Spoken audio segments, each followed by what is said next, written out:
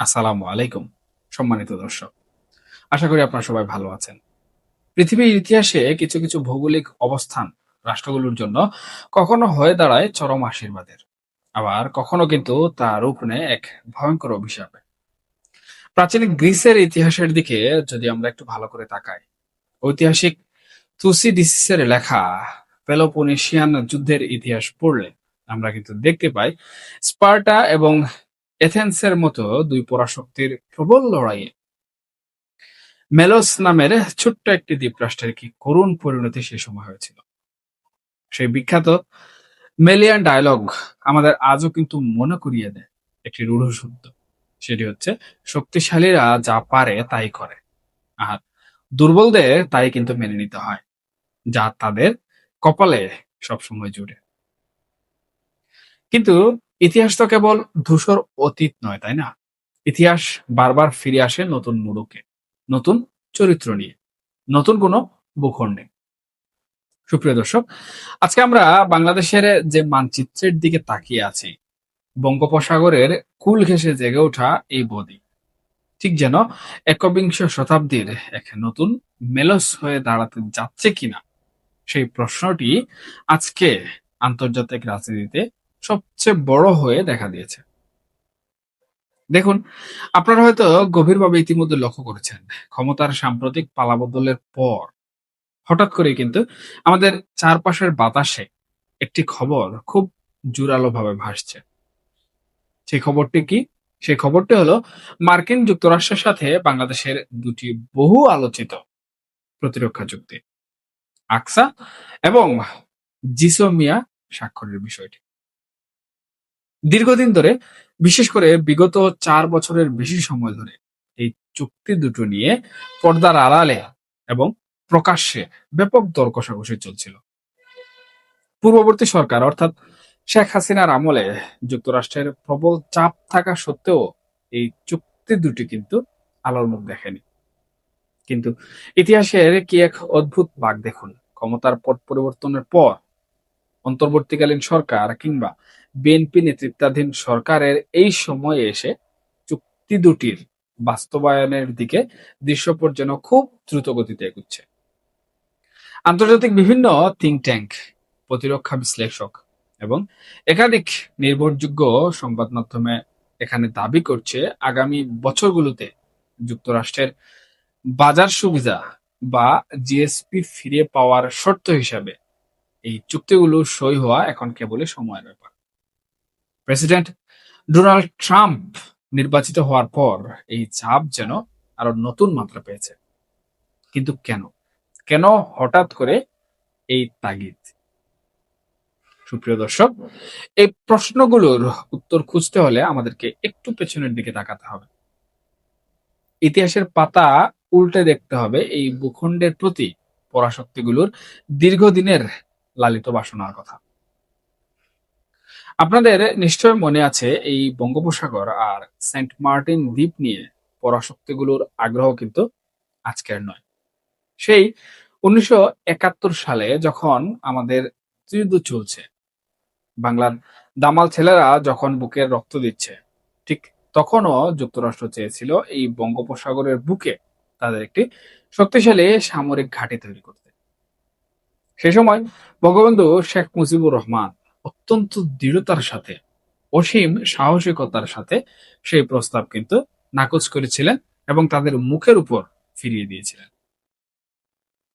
এরপর যদি আমরা প্রেসিডেন্ট জিয়াউর রহমানের আমলের দিকে তাকাই, পুরনো পত্রিকার পাতা ঘাটলে কিন্তু দেখা যায় 1980 সালের দিকেও ঠিক একই ধরনের একটি গুঞ্জন প্রবলভাবে উঠেছিল। তখনকার সরকারেও আনুষ্ঠানিকভাবে বিবৃতি দিয়ে জানাতে হয়েছিল যে সেন্ট মার্টিন দ্বীপে কোনো বিদেশি রাষ্ট্রকে ঘাঁটি করতে দেয়া হচ্ছে না।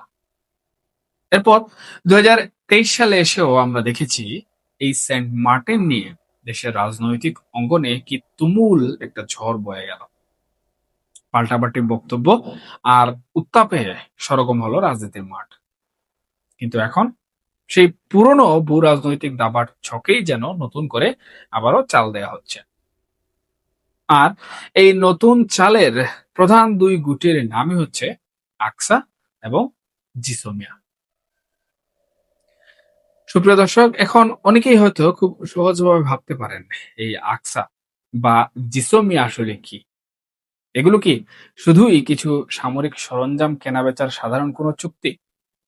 না দর্শক, বিষয়টি যত সহজ ভাবা হচ্ছে ততটা সরল বা সহজ নয়। আকসা বা acquisition and cross servicing agreement হচ্ছে মূলত একটি লজিস্টিক সহযোগিতা চুক্তি।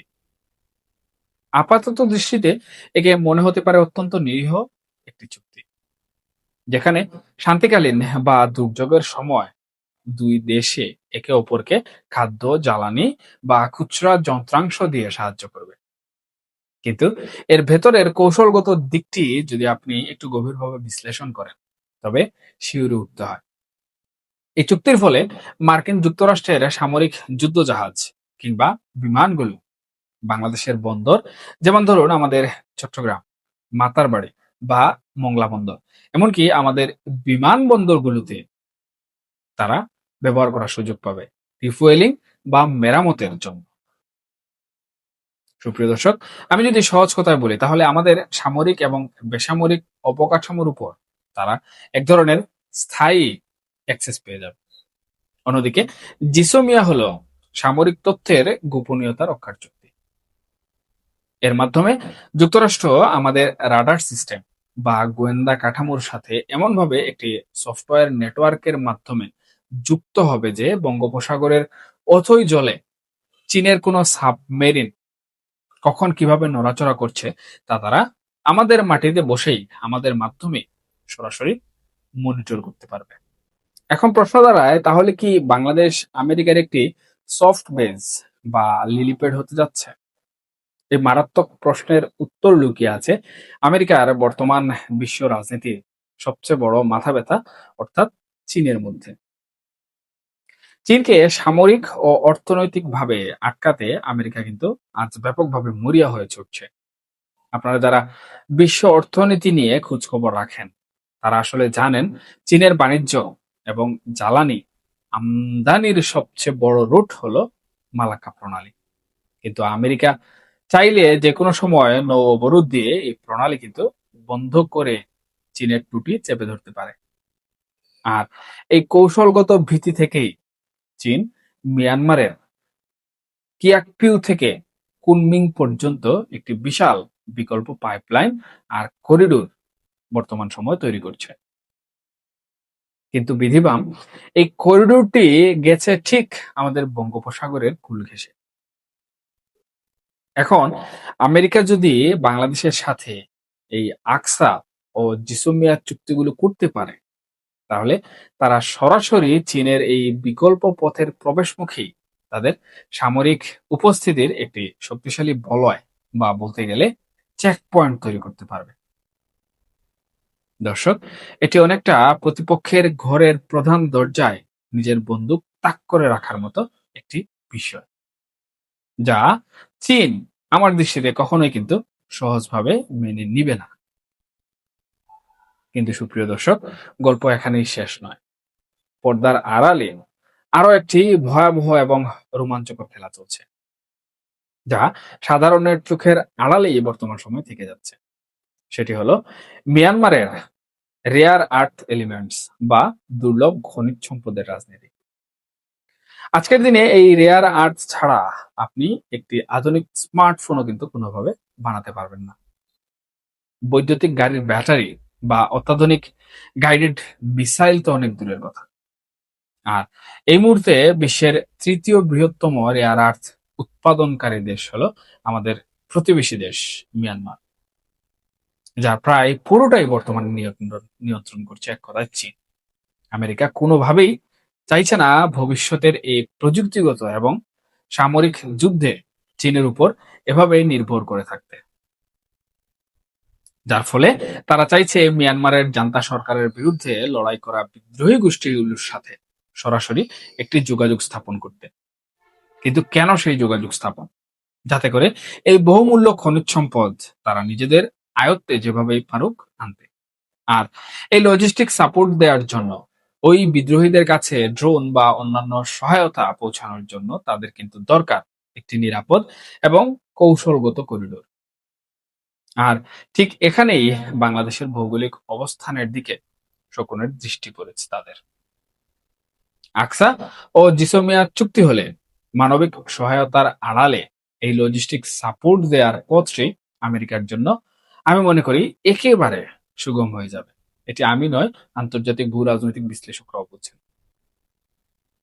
সুপ্রিয় দর্শক, ইতিহাসের দিকে যখন আমরা শান্ত মাথায় ফিরে তাকাই তখন স্পষ্টভাবে কিন্তু দেখতে পাই যুগে যুগে যেসব দেশ পরাশক্তিগুলোর প্রক্সি যুদ্ধের ময়দান বা সামরিক ক্রিয়ানক হিসেবে ব্যবহৃত হয়েছে তাদের পরিণতি কখনোই কিন্তু কোনোভাবে শুভ হয়নি।